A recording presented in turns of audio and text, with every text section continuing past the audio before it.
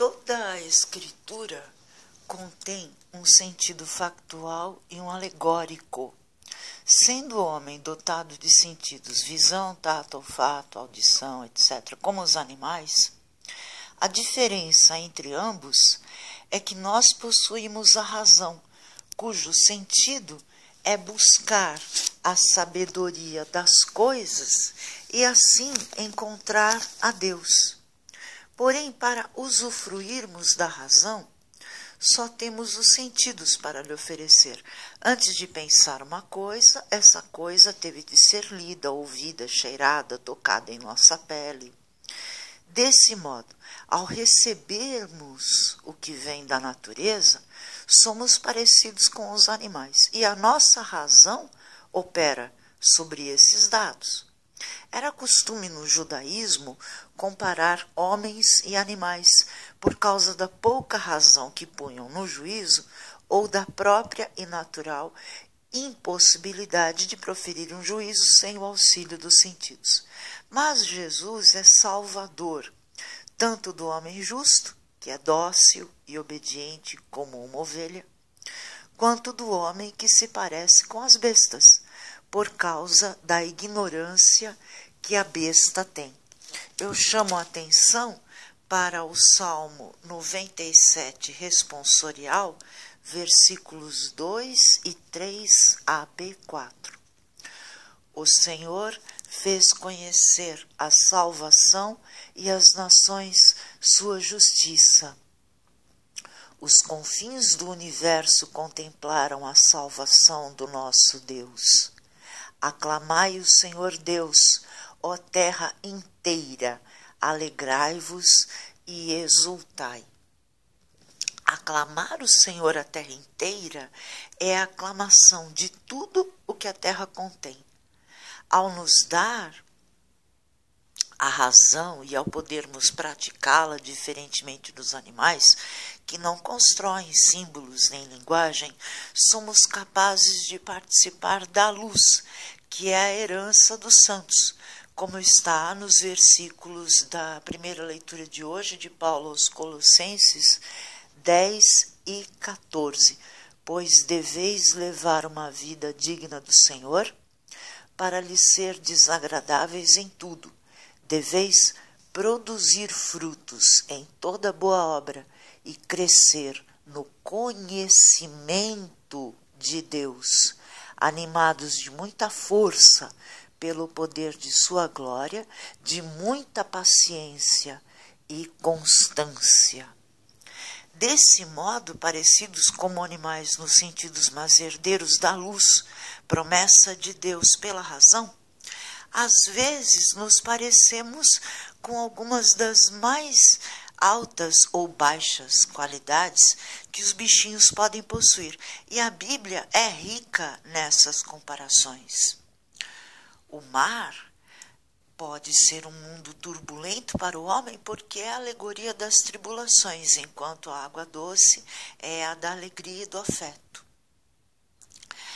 A água doce é a alegria da placidez no processo de conversão. Dentro do mar ou da água doce, no mar há o sal, que é a palavra de Deus. Na água doce é um processo de conversão, de sabedoria, que já envolve afeto. Portanto, façamos como os peixes. Os peixes são, nas Escrituras, aqueles que creem em Deus e transitam na humildade, calmamente, pelo sal da palavra ou pela doçura do conhecimento divino. Suportam todas as tribulações e podem passar de lugares escuros nas profundidades do mar, ou dos rios ou dos lagos, até os mais iluminados. Tranquilamente e com paciência nadam em grupos e escondem-se de predadores, como o tubarão, chamado de demônio Leviatã. Sim, existem peixes maus que sabem a palavra de Deus, mas a fragmentam em benefício próprio.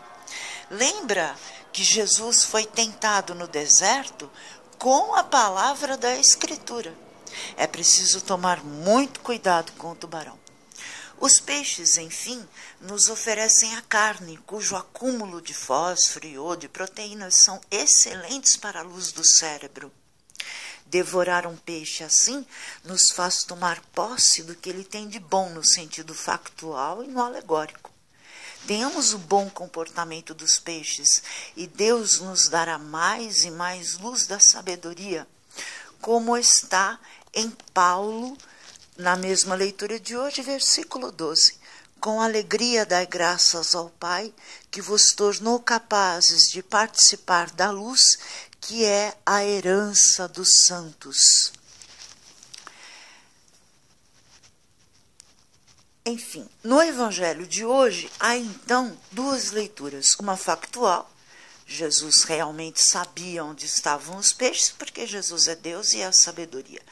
Na leitura alegórica, Jesus sabe onde estão aqueles que veio atrair em suas redes. E rede aqui deve ser entendida como o conjunto dos saberes e de conhecimento que atraem os homens iluminados e sábios. Chamemos essas redes de hermenêutica. O saber atrai os sábios, como luz atrai luz. E só Jesus Cristo, que é a sabedoria, conhece onde os sábios estão, porque apenas Ele pode sondar os corações. Chamo a atenção para os 2 versículos do Evangelho de hoje. O versículo 3, subindo numa das barcas que era de Simão, pediu que se afastasse um pouco da margem. Depois sentou-se e da barca ensinava as multidões. Jesus sabia onde estavam os peixes porque ele estava ensinando. No versículo 4, a atração pelas redes de todos os conhecimentos se dá e se consolida.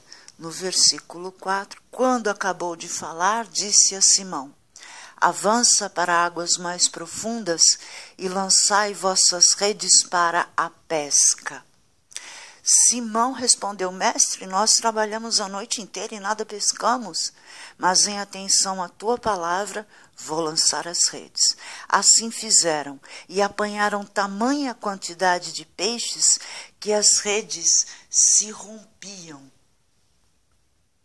E Jesus promete dar a nós que estudamos a palavra e nos encantamos com ela, o mesmo dom de tecer redes, aumentando progressivamente de conhecimento a conhecimento.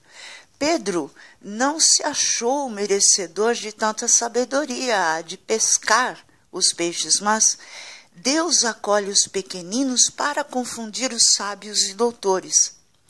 Pois a sabedoria de Jesus Cristo, e ele a oferece do mesmo modo para aquele que tem humildade intelectual de procurar luz através da razão.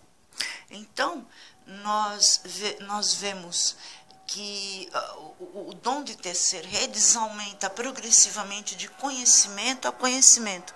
Vejamos o versículo 10 e 11. Tiago e João, filhos de Zebedeu, que eram sócios de Simão, também ficaram espantados. Jesus, porém, disse a Simão: não tenhas medo, de hoje em diante tu serás pescador de homens. Na véspera de sua paixão, Jesus tomou o pão, deu graças e o abençoou e o entregou a seus discípulos, dizendo: tomai todos e comei, este é o meu corpo, que será entregue por vós. Do mesmo modo, ao fim da ceia, Jesus tomou o cálice com o vinho, deu graças e o abençoou, e disse: tomai todos e bebei, este é o cálice do meu sangue, o sangue da nova e eterna aliança, que será derramado por vós e por todos, para a remissão dos pecados. Fazei isto para se lembrar de mim. Jesus, salvai-me.